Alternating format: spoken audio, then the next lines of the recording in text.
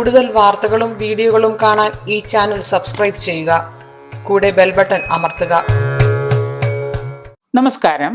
ഐശ്വര്യപ്രദമായ വിവാഹ ജീവിതം ഐശ്വര്യപ്രദമാക്കാൻ, വിവാഹം കഴിയുന്നതിന് മുമ്പ് തന്നെ പ്രശ്നങ്ങളാണ്. വിവാഹം കഴിഞ്ഞ് കഴിയുമ്പോൾ പിന്നെ പ്രശ്നങ്ങളോട് പ്രശ്നങ്ങളാണ്. എല്ലാം കഴിയുമ്പോൾ ആളുകൾ ജാതകം എടുത്ത് പിടിച്ചുകൊണ്ട് ഓടും. ജാതകത്തിലൊന്നും ആർക്കും വിശ്വാസമില്ല, എന്നാലും ജാതകം എടുത്തുകൊണ്ട് ഓടും. കല്യാണം കഴിഞ്ഞ് കഴിയുമ്പോൾ എല്ലാ മതസ്ഥരും ഇപ്പോൾ ചെയ്യുന്നൊരു കാര്യമാണ്, എൻ്റെ ജാതകം ചേരുമോ, ആ പെൺകുട്ടിയുടെ ജാതകം ചേരുമോ, ഭാര്യയുടെ ജാതകം ചേരുമോ.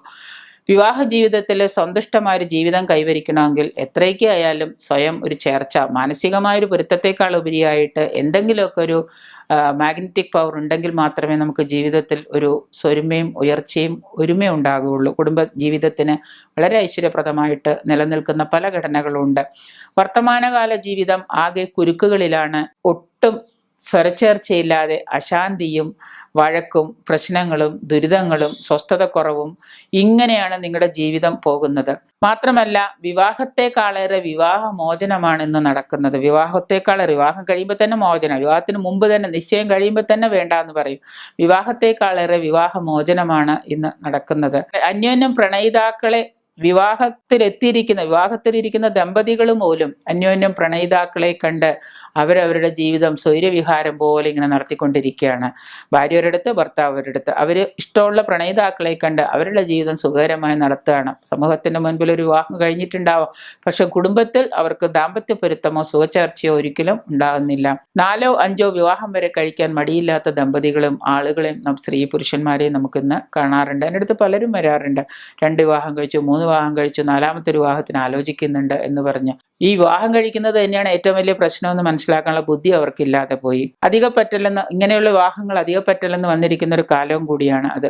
കലികാല വൈഭവം അതിന് ഗംഭീരമായിട്ട് ഇങ്ങനെ അരങ്ങ് തകർത്തുകൊണ്ടിരിക്കുകയാണ്. അപ്പോൾ ഐശ്വര്യപ്രദമായ ജീവിതത്തിൽ നമുക്ക് എന്താ കിട്ടുന്നത്? ജീവിതത്തിലെ ദുരിതങ്ങളും അപകടങ്ങളും ആപത്തുകളുമാണ്. ആദ്യം നമ്മൾ വിവാഹഘടനയിൽ തന്നെ നമുക്ക് തുടങ്ങാം. വിവാഹത്തിന് വേണ്ടി 2 ജാതകങ്ങളോ 2 വ്യക്തികളുടെ ഘടനയോ പരിശോധിക്കുമ്പോൾ വിവാഹ ഘടന ആദ്യം അത് പരിശോധിക്കുക തന്നെ ചെയ്യാം.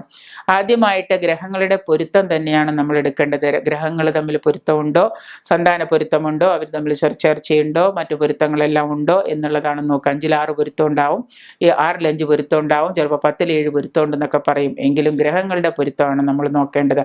7ാം ഭാവമാണ് വിവാഹം കൊണ്ട് നമ്മൾ ഉദ്ദേശിക്കുന്നത്. 7ാം ഭാവമാണ് സാധാരണ വിവാഹത്തിന് നമ്മൾ കണക്കാക്കുന്നത്. വിവാഹ ചിന്ത ആരംഭിക്കുന്നത് അവിടെ തൊട്ടാണ്. പ്രധാനമായ സ്ത്രീ പുരുഷ ജാതകങ്ങളുടെ പൊരുത്തമാണ് നമ്മൾ നോക്കേണ്ടത്. സ്ത്രീയുടെയും പുരുഷന്റെയും ജാതകം തമ്മിലുള്ള പൊരുത്തമാണ് നമ്മൾ നോക്കേണ്ടത്. സ്ത്രീ ജാതകത്തിലെ 8ാം ഭാവം കൂടി നമ്മൾ കണക്കിലെടുക്കേണ്ടത് അത്യാവശ്യമാണ്. സ്ത്രീ ജാതകത്തിലെ 8ാം ഭാവം എന്ന് പറഞ്ഞാൽ ഭർത്താവിന്റെ ആയുസ് അറിയാനുള്ള ഒരു ജാതകമാണത്. 8ാം ഭാവം നോക്കുന്നത് ഭർത്താവിന്റെ ആയുസ്. ഒരു സ്ത്രീ ആജീവനാന്തം സുമംഗലിയായിട്ട് ഭർത്താവിനോട് കൂടി ഇരിക്കണമെങ്കിൽ എന്താണ്, അവള് ഭർത്താവിനോട് കൂടി ജീവിക്കണമെങ്കിൽ ഭർത്താവിന് ആയുസ്സും ആരോഗ്യവും കൊടുക്കണം. അപ്പോൾ ഭർത്താവിൻ്റെ ആ ആയുസ് അറിയണമെങ്കിൽ 8ാം ഭാവം, ആ സ്ത്രീയുടെ ജാതകത്തിലെ 8ാം ഭാവം കൂടി നമ്മൾ പരിശോധിച്ച് മതിയാകൂ. സ്ത്രീ സുമംഗലിയായിരിക്കാൻ അത് അത്യാവശ്യമാണ്. സ്ത്രീ ജാതകത്തിൽ 7ാം ഭാവത്തിൽ പാപഗ്രഹങ്ങളും കണ്ടാൽ പുരുഷ ജാതകത്തിലും പാപത്വം ഉണ്ടായിരിക്കണമെന്ന് നിർബന്ധമുണ്ട്. അല്ലാതെ പുരുഷന് പാപത്വമുണ്ട് സ്ത്രീക്ക് പാപത്വമില്ല, സ്ത്രീക്ക് പാപത്വമുണ്ട് പുരുഷന് പാപത്വമില്ല എന്ന് വന്നാൽ ആ ദാമ്പത്യത്തിന് ഒരു പരിധിവരെ പല ദുഃഖങ്ങളും നേരിടേണ്ടതായിട്ട് വരാം. പലരും വിവാഹ ജീവിതത്തിൽ ജാതകം കൊണ്ടുവരുന്നതും ഇതൊക്കെ കൊണ്ട് തന്നെയാണ്. പല പ്രശ്നങ്ങളും ഉണ്ട്. കല്യാണം കഴിഞ്ഞ് കുറച്ച് നാൾ കഴിഞ്ഞ പ്രശ്നങ്ങൾ തുടങ്ങുക. എന്തുകൊണ്ട് എന്ന് ചിന്തിക്കുമ്പോഴാണ് ഭർത്താക്കന്മാർ മരിച്ചു കഴിഞ്ഞിട്ടും പലരും വന്നിരുന്ന് ചോദിക്കുന്ന ചോദ്യമാണ്, എന്തുകൊണ്ട് അങ്ങനെ സംഭവിച്ചു? ജാതകം നോക്കിയപ്പോൾ വന്ന തെറ്റുകളാവാം, അല്ലെങ്കിൽ ജാതകത്തിൽ കണ്ടുപിടിക്കാൻ പറ്റാതിരുന്ന പല പൊരുത്തക്കേടുകളാവാം. അപ്പോൾ വിവാഹ ജീവിതം വിജയകരമാക്കാൻ ഉത്തമമായ ഒരു ഗ്രഹപ്പൊരുത്തം അല്ലെങ്കിൽ വിവാഹപ്പൊരുത്തം അത്യാവശ്യമാണ്, പ്രധാനമാണ്. അത് നോക്കി തന്നെ നമ്മൾ അത് തുടർന്ന് ചെയ്യേണ്ടതും ഒരു ദുരിതമല്ലാത്തൊരു ജീവിതത്തിന്, സന്തോഷകരമായൊരു ദാമ്പത്യ ജീവിതത്തിന് വിവാഹപ്പൊരുത്തം നോക്കേണ്ടത് അത്യാവശ്യം തന്നെയാണ്. ഐശ്വര്യകരമായ ജീവിതം കെട്ടിപ്പടുക്കാൻ അത് നമുക്ക് ഒഴിവാക്കാൻ പറ്റാത്തത് തന്നെയാണെന്നുള്ള സത്യം ഉൾക്കൊള്ളേണ്ടതാണ് നിങ്ങളെല്ലാവരും.